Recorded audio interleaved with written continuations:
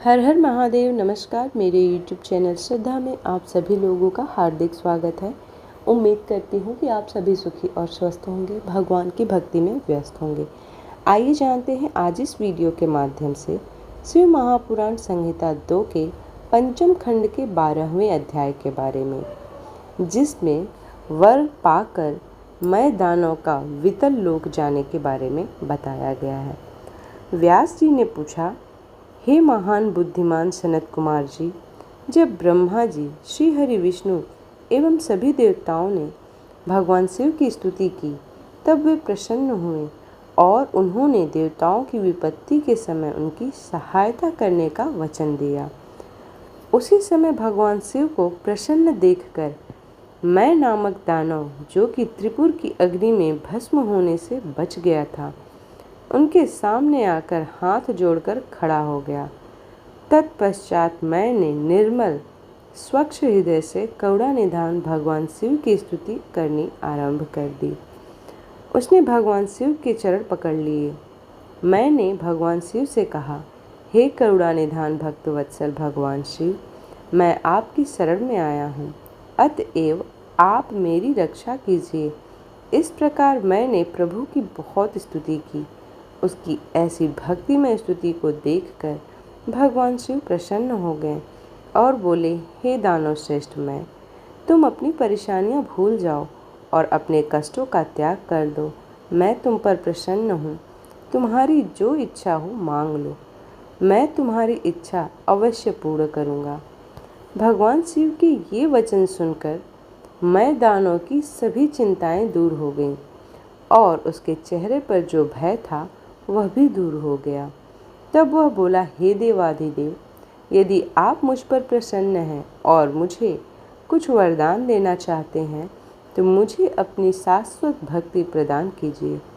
मैं आपके मित्रों से सदैव मित्रता रखूँगा और आपके शत्रु मेरे ही शत्रु हों। मैं सभी प्राणियों से प्रेम और दया से मिलूं। मुझ में सदैव विनम्रता विद्यमान रहे। मुझ में कभी भी आसुरी प्रवृत्ति का उदय न हो। मैं सदैव आपके चरणों का ध्यान करता रहूं। कोई भी मुझे मेरे भक्ति मार्ग से ना हटा सके। मैं दानव की इस प्रकार की प्रार्थना सुनकर भक्त वत्सल भगवान शिव प्रसन्न होकर बोले, तुम मेरे भक्त हो, इसलिए तुम में कभी कोई विकार नहीं आएगा। तुमने जो कुछ मांगा है वह तुम्हें अवश्य प्राप्त होगा। तुम सदैव मेरे अनन्य भक्त बने रहोगे तथा मेरी विशेष कृपा तुम पर रहेगी।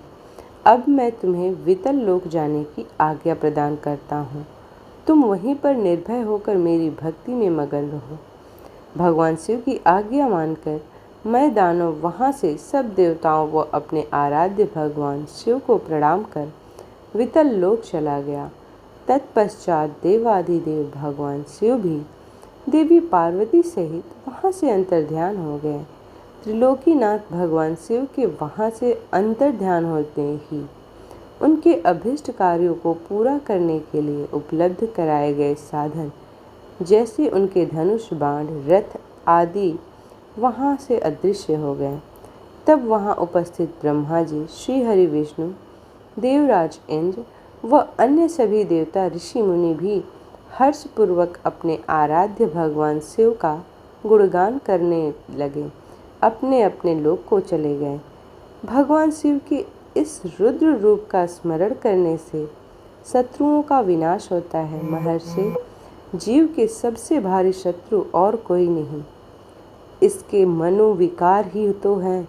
इनके वशीभूत होकर जीव अपने लक्ष्य से भटक कर नष्ट हो जाता है। ऐसा करके वह अपने इहलोक के साथ साथ परलोक को भी बिगाड़ता है।